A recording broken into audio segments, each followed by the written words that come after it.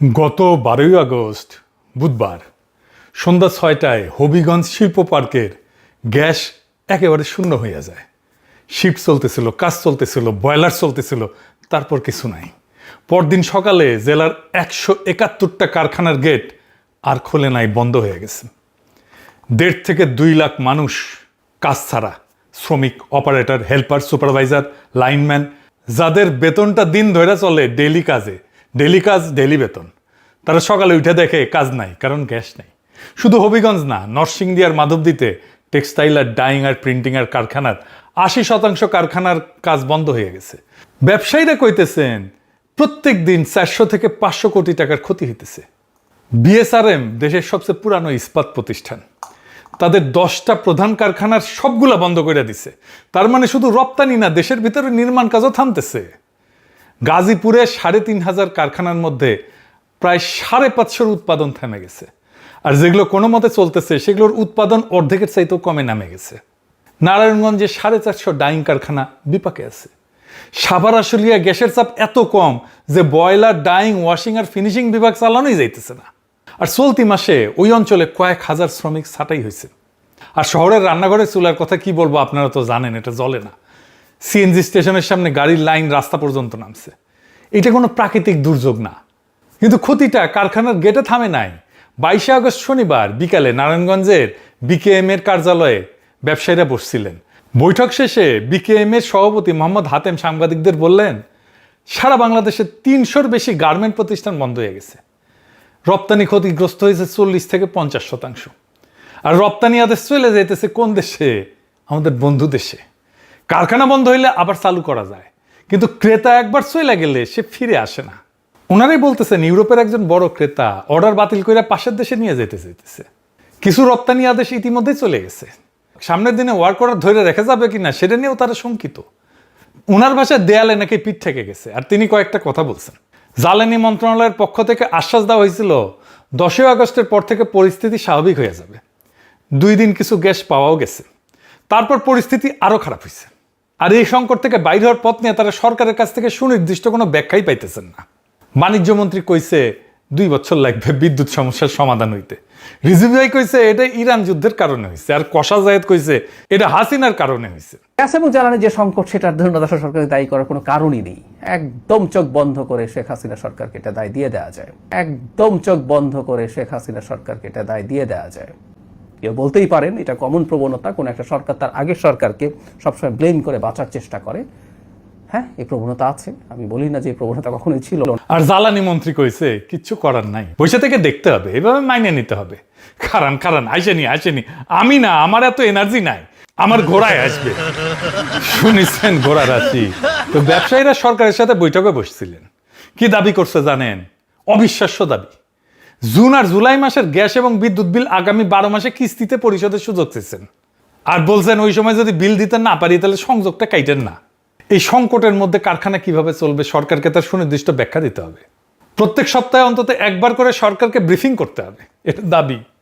গণপরিবহনে CNG সরবরাহ বন্ধ করতে হবে, অবৈধ গ্যাস সংযোগ বিচ্ছিন্ন করতে হবে। আর সরকার এবং বাংলাদেশ ব্যাংকে ব্যবসায়ীরা অনুরোধ করছে যে এই পরিস্থিতিতে ব্যবসায়ীদের ঋণের কিস্তি আদায় থেকে বিরত যেন থাকে। দাবিটা খেয়াল করছেন? শেষের দাবিটা ঋণের কিস্তি। মানে গ্যাস সংকট শুধু আর জ্বালানি খাতের সমস্যা নাই, এটা এখন ব্যাংকে ঢুকতেছে। কারখানা বন্ধ তাই আয় নাই তাই কিস্তি নাই তাই খেলাপি ঋণ বাড়বে। দেখেছেন কই যাচ্ছে? আর সবচেয়ে করুণ দাবিটা কি জানেন? প্রত্যেক সপ্তাহে একবার আমাদের ব্রিফিং করেন। দেশের রপ্তানি আর সবচেয়ে বড় খাতের নেতারা সরকারের কাছে টাকা চান নাই, ভর্তুকি চান নাই, তারা চাইছেন সপ্তাহে একবার যেন তাদেরকে বলা হয় আসলে হইতেছেটা কি। এটাও বলতে পারে নাই। শুধু কি বড় ব্যবসায়ী, মাছের খামারে বিদ্যুৎ না থাকায় 15 কোটির মাছ মারা গেছে, এরকম যে কত ব্যবসায়ী পথে বসে গেছে আল্লাহ মালুম। কিন্তু আসলে কি ঘটছিল এইটা কি আমরা জানি? আসেন আমরা পুরো ঘটনা না জানলে বাকিটা বোঝা যাবে না। আসেন আল্লাহর নামে শুরু করি। এইটা নিয়ে আমার পুরো 2টা ছুটির দিন স্টাডি করা লাগিছে। সরকারে আছে বিএনপি, আর আমার নিজের ছুটি বিশ্রাম সব জলাঞ্জলি দিয়া খোঁজা লাগে আসলে কি হয়েছে। ইয়া খোদা, দরবেশ বানায় দাও। মন্ত্রিত্ব করবে, উপদেষ্টাকারী করবে, কিছু বালচুন, আর আমার খোঁজা লিখবে সমস্যাটা কি হয়েছে। কক্সবাজারে মহেশখালীর কাছে সমুদ্রের 2টা জাহাজ ভাসতেছে। এগুলোর নাম FSRU, ভাসমান স্টোরেজ অ্যান্ড রিগ্যাসিফিকেশন ইউনিট, বিদেশ থেকে জাহাজ কইরা আসা তরল হিমায়িত গ্যাস মানে এলএনজি এই জাহাজে ঢালা হয়, আর ওইখানে গরম কইরা আবার ওইটা গ্যাসে রূপান্তর করা হয়, তারপর সেটা পাইপে কইরা দেশের ভিতরে পাঠানো হয়। দুইটার একটা চালায় দেশি কোম্পানি সামিট, আর একটা চালায় মার্কিন কোম্পানি এক্সেলারেট এনার্জি। এটা কেমন মার্কিন কোম্পানি আমরা পরে দেখব। এরা গ্রিডে দিত দেশের গ্যাস সরবরাহের 37%। 1/3 বেশি গ্যাস আসে সমুদ্র ভাসতে থাকে ওই দুইটা জাহাজ থেকে। 21শে জুলাই এক্সেলারেটরের জাহাজে আগুন লাগছে। ওই দিন পেট্রো বাংলা যে বিজ্ঞপ্তি দিচ্ছিল তাতে আগুন লাগার শব্দটাই নাই, বলা হয় কারিগরি ত্রুটি। আর জানানো হয় প্রায় 45 কোটি ঘনফুট গ্যাস এটা সরবরাহ কমছে। আগুনের কথা দেশের মানুষ জানে আরো পরে। কেন? বয়লারে আগুন লাগলে সেটা কারিগরি ত্রুটি বলে চালাই দেওয়ার দরকারটা কি? এটা মনে রাখেন প্রশ্নটা। 2 দিন পরে 23শে জুলাই এলএনজি থেকে জাতীয় গ্রিডে গ্যাস দেওয়া কমে যায় 566 মিলিয়ন ঘনফুট। স্বাভাবিক সরবরাহ 2700 থেকে 2800, সেখানে সরবরাহ নেমে দাঁড়ায় 2265 মিলিয়ন ঘনফুটে। 25শে জুলাই পেট্রো বাংলা বিবৃতি দেয়। সে বিবৃতিতে বলা হয় যে আগুন আর কারিগরি ত্রুটির কারণ জানা যায় নাই। দেশি প্রকৌশলীরা জাহাজটা পরীক্ষা করছেন কিন্তু ত্রুটির কারণ শনাক্ত করতে পারেন নাই, সমাধানও করতে পারেন নাই। এক্সেলারেটকে বিদেশ থেকে বিশেষজ্ঞ আনতে হইতেছে। আর তিনি এটাও কইছেন যে ওই এফএসআরইউতে এর আগে কখনো এই ধরনের ত্রুটি দেখা যায় নাই, কখনোই হয় নাই, এবার হইল।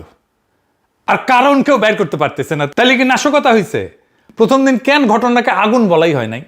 আগুনের কারণ নিয়ে কোনো তদন্ত প্রতিবেদন আজ পর্যন্ত জনসমক্ষে আসে নাই। যে যন্ত্রে কোনোদিন এমন একটা ত্রুটি হয় নাই, দেশের সবচেয়ে সংকটজনক মুহূর্তে সেই যন্ত্রের ত্রুটি হইল, আর দেশের প্রকৌশলীরা কারণটাই ধরতে পারলেন না। সন্দেহ করার জন্য এইটুকুই যথেষ্ট। আগুন কেন লাগছিল সেই প্রশ্নের উত্তর দেশের মানুষকে দেওয়া হয় না, দিতে হবে এটা। আর যে রাষ্ট্র 1 মাসে ওই উত্তরটা দিতে পারে না তার ঘাড়ে সন্দেহের তো ভার চাপবেই। এই ভারটা জনগণ চাপায় নাই, রাষ্ট্র নিজেই ডেকে আনছে। এরপর শুরু হয় মেরামত। আর মেরামতের গল্পটাও খুব অদ্ভুত। কেমন? আসেন দেখি। 2 সপ্তাহ পার হয়, 4 আগস্ট আসে, মেরামত আর শেষ হয় না। চালুর সম্ভাব্য তারিখ কয়েক দফা পিছাইতে থাকে। দৈনিক ঘাটতি 450 মিলিয়ন ঘনফুটের উপরে ঝুলে থাকে। মনে আছে জ্বালানি মন্ত্রণালয় ব্যবসায়ীদের কি বলছিল? 10 আগস্টের পর সব স্বাভাবিক হয়ে যাবে। 14 আগস্ট বিকাল 4টায় আবার কারিগরি ত্রুটিতে সরবরাহ বন্ধ হয়ে যায়। যাব বাবা, রাত 9:30 পর্যন্ত স্বাভাবিক হয় না। তারপর 15 আগস্ট মেরামত শেষ হয়। এইখানে গল্পটা শেষ হওয়ার কথা ছিল। যন্ত্র নষ্ট হয়েছিল, যন্ত্র সারানো হয়েছে, এখন গ্যাস আসবে, চুলা জ্বলবে, কারখানা চলবে, হবিগঞ্জের মানুষগুলো কাজে ফিরবে, হয় নাই। 17 আগস্ট একটা এলএনজি কার্গো আসার কথা ছিল, আসে নাই। ফলে টার্মিনাল থেকে 3 দিন ধরে সরবরাহ কমাইতে 19 আগস্ট বিকালে পুরাপুরি বন্ধ করে দিতে হয়। কেন? এইবার যান্ত্রিক ত্রুটি না, এইবার আগুন না, এইবার জাহাজের ভিতরে চলার মতো গ্যাসই ছিল না, মজুদ শূন্য। 22 আগস্ট দুপুর 2টায় একটা কার্গো ভিড়ে রিগ্যাসিফিকেশন শুরু হয় প্রাথমিকভাবে মাত্র 100 মিলিয়ন ঘনফুট। ওই দিন 2 টার্মিনাল মিলিয়ে মোট এলএনজি 670 মিলিয়ন ঘনফুট। জাতীয় গ্রিডে গ্যাস পায় 2300 মিলিয়ন ঘনফুট, চাহিদা 3800 মিলিয়ন ঘনফুট। আগুন লাগছে 21শে জুলাই, মেরামত শেষ 15 আগস্ট, কিন্তু দেশ অচল থাকছে 19 থেকে 22 আগস্ট। মেরামত শেষ হওয়ার 4 দিন পরেও সেই অচলতার সাথে আগুনের কোনো সম্পর্ক নাই। দুইটা আলাদা ব্যর্থতা। একটা কারিগরি ত্রুটি যার কারণ কেউ জানে না, কারিগরি না, এটা নাশকতা। আর একটা প্রশাসনিক যার কারণ সবাই জানে কিন্তু কেউ কিছু বলে না। তাহলে কার্গোটা আসলো না কেন? বাংলাদেশে সাধারণত মাসে 10টা এলএনজি কার্গো আনে। টার্মিনালের সমস্যার কারণে অগাস্টে ঠিক করা হয়েছিল 9টা আনবে, এবং এটার জন্য 3টা দরপত্র ছাড়া হয়েছিল। একটা দীর্ঘমেয়াদী চুক্তিতে, একটা স্বল্পমেয়াদী চুক্তিতে, আর 4টা সরাসরি ক্রয় পদ্ধতিতে। ইংরেজিতে বলে direct purchase method, DPM, direct purchase method. বাংলায় সোজা কথা টেন্ডার ছাড়া। ওই 4টার একটাও আসে নাই। কারণ কি? কারণ হংকং ভিত্তিক এক সরবরাহকারী এমন জাহাজ প্রস্তাব করছে যেটাতে আনবে, যেটা যুক্তরাজ্যের নিষেধাজ্ঞার তালিকায়, ফলে নেওয়া যায় না। আসছে কি সে আলহামরা নামে একটা জাহাজে, সেটার আবার একটা কাহিনী আছে। এটা মস টাইপের জাহাজ, মানে ওইটা তরল গ্যাস রাখা হয় ডেকের উপরে উঁচু হইয়া থাকা কয়েকটা বিশাল গোলক, দেখছেন না এরকম, এই বাক্সের মতো ট্যাঙ্কে না। 2 ধরনের জাহাজে আসে, একটা বাক্সের মতো ট্যাঙ্কে, আর একটা গোল হয়ে থাকে উপরে। এই ধরনের জাহাজ একই ধারণ ক্ষমতায় সাধারণ জাহাজের চেয়ে লম্বা হয়, ভারী হয়, আর মাপজোক আলাদা। ফলে ওই যে জাহাজের গায়ে এসে ভিড়বে, যেখানে গ্যাস নামাবে, সেটা স্থানান্তর করার আলাদা এটা হিসাবের ব্যাপার। আলহামরা নামের এই ভেসেলটা গভীর সমুদ্র পর্যন্ত আইসাও ডকিং আর পণ্য স্থানান্তরের ঝুঁকির কারণে এটা লাগবে, যে এটা বার্থিং বলে, এই বার্থিং এর অনুমতি পাইতে দেরি করছে। এইটা যে এসে লাগতে পারবে না ঠিক মতো, এই হিসাবটা কার করার কথা ছিল? যে চুক্তি পড়ছিল তার, এটা কি কোনো দৈব ঘটনা? কোন জাহাজ নিষেধাজ্ঞার তালিকায় আছে সেটা চুক্তির আগে তো জানার কথা। আর এই মস্ত টাইপের এই উঁচু আলাদ ভেসেল, অন্য ধরনের ভেসেল, এটা বাংলাদেশ টার্মিনালে ভিড়তে পারবে কি পারবে না সেটা তো আগেই জানার কথা, তাই না? যাকে বিনা টেন্ডারে গ্যাস আনার দায়িত্ব দেওয়া হইলো তার নিজের নৌবহর আছে কি নাই, সক্ষমতা আছে কি নাই, সেটা যাচাই করার নামই তো প্রকিউরমেন্ট। জ্বালানি খাতের কর্মকর্তারা নিজেরাই স্বীকার করছেন যে সরবরাহকারী যাচাই বাছাই গাফিলতি হয়েছে। তো এদেরকে বিনা টেন্ডারে সরাসরি চুক্তি দেওয়া হয়েছে কেন? টাকাটা তো কারো পকেটে গেছে না ওই চুক্তিটা দেওয়ার জন্য? কার পকেটে গেছে টাকাটা? এটাই আসল দেখা। ডিপিএম এর 4 টাকার অনিশ্চিত হওয়া যাওয়ায় সরকার বাধ্য হইয়া জরুরি স্পট টেন্ডারে যায়, মানে খোলা বাজার থেকে তাৎক্ষণিক কেনাকাটা, মানে যার দাম হাঁকবে তাই দিতে হবে, কারণ হাতে সময় নাই। 5টা টেন্ডার ডাকা হয়, মাত্র 2টায় দরপত্র জমা পড়ে, আর বাকি 3টা একটাও প্রস্তাব আসেনি। যে 2টায় আসে তার একটায় দর ওঠে প্রত্যেক ইউনিট প্রায় $22। $22 শুনলে কিছু বোঝা যায় না, তাই ভাঙ্গা বলি। একটা এলএনজি জাহাজে গ্যাস থাকে 33,60,000 ইউনিট। এতে দেশে চলে 3 দিনের মতো। গত ডিসেম্বরে এই এক জাহাজ গ্যাস কেনা হয়েছিল প্রত্যেক ইউনিট $10.40 কমে। দীর্ঘমেয়াদী চুক্তিতে আরও দাম কম হয়, $9 থেকে $11 হয়। আর এই অগাস্টে সরকার এক জাহাজ গ্যাস কেনার অনুমোদন দিচ্ছে $22.35, দ্বিগুণেরও বেশি। টাকায় কত দাঁড়ায়? সরকারের নিজের কাগজে লেখা আছে ওই এক জাহাজের দাম 949 কোটি টাকা। আর ডিসেম্বরের দামে কিনলে ওই একই জাহাজের দাম হইতো প্রায় 400 কোটি টাকা, মানে এক জাহাজে বাড়তি গেল প্রায় 500 কোটি টাকা। এটা এক বছরের হিসাব না, এটা এক প্রকল্পের হিসাবও না, এটা একটা জাহাজ যে গ্যাসের দেশ চলবে মাত্র 3 দিন। যে প্রতিষ্ঠানগুলো বিনা প্রতিযোগিতায় কাজ পাইল তারা ব্যর্থ হইল, তাদের ব্যর্থতার শাস্তি তারা পাইল না। শাস্তি পেল হবিগঞ্জের শ্রমিক, শাস্তি পেল গাজীপুরের কারখানা, শাস্তি পেল ঢাকার রান্নাঘর, আর শাস্তি পেল ইউরোপের যে অর্ডারটা হারাইলো সেই গার্মেন্টস, আর সে অর্ডারের পেছনে থাকা হাজারটা গার্মেন্টস শ্রমিকের পরিবার।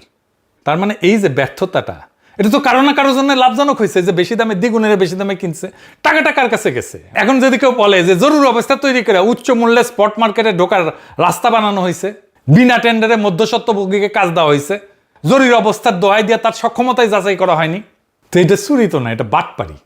এর উপরে বাংলাদেশের এলএনজির প্রধান উৎস হচ্ছে কাতার। এইতে সরকার টু সরকার, জি টু জি বলে আর কি, এই চুক্তির আওতায় কাতার থেকে কেনা হয় এলপিজি। গত 4 মার্চ কাতার তার ক্রেতাদেরকে জানাই দিয়েছে বাংলাদেশ সহ যে এই বছরে বাংলাদেশকে যে চুক্তি অনুযায়ী 40টা কার্গো দেবে তার মধ্যে মাত্র 20টা দিতে পারবে, অর্ধেক। মানে মার্চ মাসে সরকার জানতো এই বছরে অর্ধেক আমদানি নাই হয়ে গেছে। তাহলে যে ওই যে আগুনটা লাগছে, এই ঝুঁকিটা তো ওই আগুনটা তৈরি করে নাই। তার মানে অগাস্টের সংকট আসমান থেকে পড়ে নাই, মার্চ থেকে অগাস্ট 5 মাস সময় ছিল, কিছু করে নাই কেন সরকার? এইবার আমরা আরেকটু পিছনে যাই। আমরা তো এখন কথা বলতেছিলাম অগস্ট মাসের 4টা কার্গো নিয়ে, কিন্তু এই 4টা কার্গো তো ফুটা কলসিতে পানি ঢালার মতো। কলসিটা ফুটা হইলেও কবে, আর কলসি ফুটা হওয়ার কথা বলতেছি কেন, এটা একটু বোঝা দেখা দরকার। 18 জুলাই 2016 ওই দিন পেট্রোবাংলা মার্কিন কোম্পানি এক্সেলারেট এনার্জির সাথে চুক্তি সই করে। এটা আমার কথা না, এইটা এই সরকারের নিজের ওয়েবসাইটেই লেখা আছে। ধরনটা হইতেছে BOOT, বুট না, পায়ের বুট না, মানে build, own, operate and transfer, মানে বানাও, নিজের নামে রাখো, চালাও, তারপরে হস্তান্তর করো। মেয়াদ 15 বছর, 2018 থেকে 2032।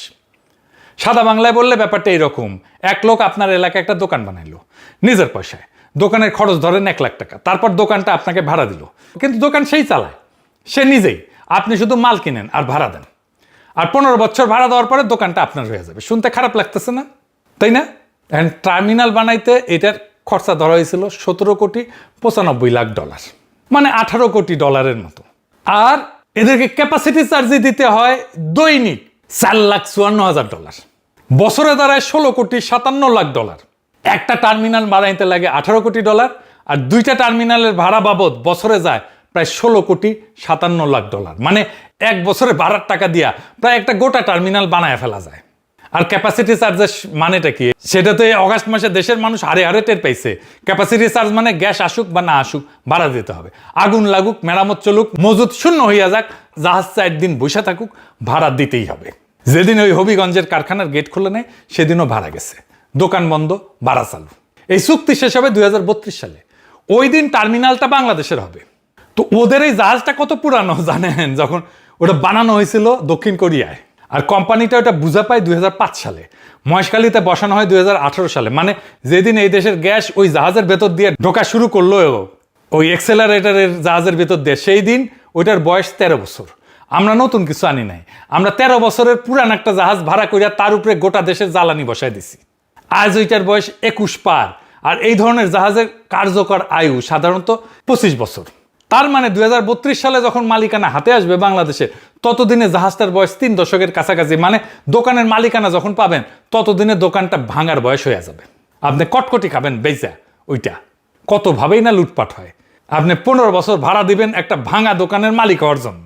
এই এক্সেলার এনার্জির এইখানকার হর্তাকর্তা কে জানেন? এই যে পিটার হাস, চিনেন তো, মার্কিন অ্যাম্বাসেডার ছিল। এই এক্সেলারেটর এনার্জির যখন পারমিশন যখন হয়, তখন তৌফিক আলাই দৌড়ঝাঁপ করছিল। যার নাম নিয়ে এটার অনুমোদনের তদবির করছিল, সে বিভিন্ন জনের কাছে গেছিল। হাঙ্কেরে 5,500 বিজ্ঞানী ওই যে কুত্তে নিয়ে বসে থাকে, হ্যাঁ কুত্তাটা করলে সুন্দর আছে। সেই জন্য এক্সেলারেটর এনার্জি সাগরের টার্মিনালটা নিজের পয়সায় বসাইছে $18 কোটি। আর জাহাজটা তখনই ছিল 12 বছর পুরনো। কেউ প্রশ্ন করেনি, কেন করেনি বুঝতে পারছেন? 15 বছর এক্সেলারেটর মোট বিনিয়োগ দাঁড়াবে $50 কোটি। আমাদের হাতে চুক্তির কপি নেই, কিন্তু সরকারের কাছে আছে। সজীব ওয়াজেদ জয় আর বাটপাট তস্কর শিরোমণি তৌফিক আলাইর নাম জড়ায় আছে যে কোম্পানির সাথে। সেই কোম্পানি তো ফ্যাসি উত্তর বাংলাদেশে কাজ করতে পারার কথা না। 2016 সালে সই হওয়া সেই চুক্তির উপরে দেশের 1/3 গ্যাস দাঁড়ায় আছে। যে চুক্তির টাকা দেয় এই দেশের করদাতা, সেই চুক্তির শর্ত আজ পর্যন্ত জনসমক্ষে প্রকাশ করা হয় নাই। আপনি সরকারের ওয়েবসাইটে যান, ও বলবে জাহাজের এক্সেলেটর জাহাজের দৈর্ঘ্য 277 মিটার, প্রস্থ 44 মিটার, ধারণ ক্ষমতা 1,48,000 ঘনমিটার। জাহাজটা কত চওড়া সেটা রাষ্ট্র আপনাকে জানাইতে রাজি, কিন্তু জাহাজটার জন্য আপনি কত টাকা দিতেছেন সেটা জানাইতে রাজি না। মানে আপনি এমন একটা চুক্তির টাকা শোধ করতেছেন যেটা আপনি পড়তে পারবেন না। সরকারকে চুক্তিটা প্রকাশ করতে হবে। মহেশখালীর 2টা টার্মিনালের চুক্তি, ক্যাপাসিটি চার্জের কাঠামো, ঋণের শর্ত, সুদের হার, আর নভেম্বর 2023 সই হওয়া এদের সাথে 15 বছরের ক্রয় চুক্তি যেটা হাসিনা করে গেছে, সব কিছু প্রকাশ করতে হবে। বাণিজ্যিক গোপনীয়তার কথা বললেন না। এটা 2 ব্যবসায়ীর চুক্তি না, এটা রাষ্ট্র আর একটা কোম্পানির চুক্তি, যার টাকা দেয় জনগণ। আর মনে রাখেন, বিগত সরকার এই কাজটা করছিল 2010 সালের একটা আইনের বলে, যে আইন বাতিল হয়ে গেছে। তাহলে এখন লুকানোর কি আছে? আর যদি প্রকাশ না করেন, তাহলে আমরা ধরে নেব যা রটিছে তার তো কিছুটা বটেই। কাগজটা বের করেন, শুধু কাগজটা। ওর উপরে দায় চাপায় দেওয়ার শিশু সুলভ কাজ বন্ধ করেন। জয়ের ছায়া যেখানে আছে, সেটা বাংলাদেশকে বিপদে এইভাবেই ফেলবে। আপনারা বিপদে পড়েছেন এই সজীব ওয়াজেদ জয়ের জন্য। যদি এটা সংশোধন না করেন, দেশের সামনে আরো ভয়াবহ জ্বালানি সংকট আসবে। এই জ্বালানি সংকট থেকে উত্তরণের পথ বের করতে হবে। আর ওই